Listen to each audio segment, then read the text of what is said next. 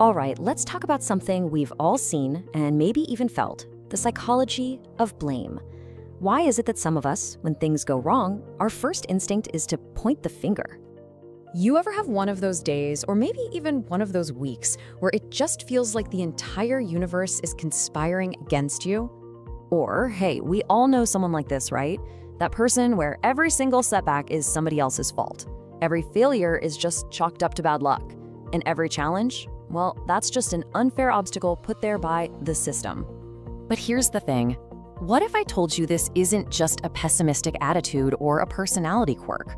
Nope, it turns out there's a specific, recognized psychological pattern behind it all. And psychologists have a name for it. They call it the victim mindset. And it's a really powerful lens through which some people see their entire world. At its core, it's really a habit of thinking.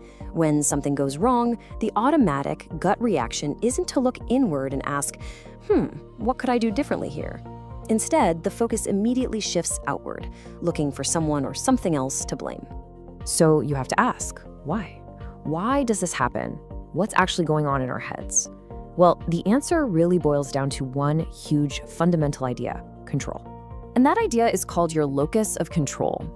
This is a cornerstone concept in personality psychology, and honestly, it explains a ton about how we navigate the world. Basically, it's all about this powerful and often unconscious belief that every single one of us holds. And the belief is about a simple question: where does the control over our lives actually come from? So here's the official definition for you. Your locus of control is your personal belief system about what causes all the stuff, the good and the bad, that happens in your life. Do you believe that power lies within you, or does it lie with forces outside of you?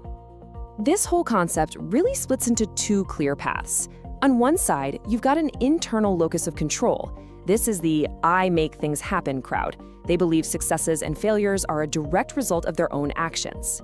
But on the other side, you've got an external locus of control. This is the "things happen to me" mindset. Here, outcomes are all about luck, fate, or other people. And this is where it all clicks together. That victim mindset we were just talking about, it is a direct result of having a strong external locus of control. I mean, it makes sense, right?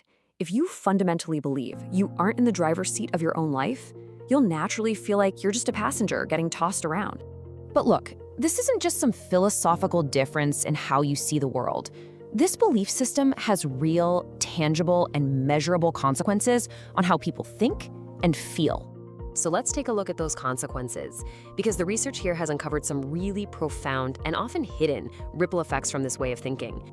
Specifically, studies have found strong links between a highly external locus of control and two pretty big things: lower cognitive effort and lower emotional intelligence. So what in the world does lower cognitive effort actually mean? Well, think about it like this. If you truly believe that your actions don't really matter in the grand scheme of things, why would you waste precious mental energy trying to solve a hard problem or plan for the future? It kind of creates this cycle of passivity. And that lower emotional intelligence follows a pretty similar logic.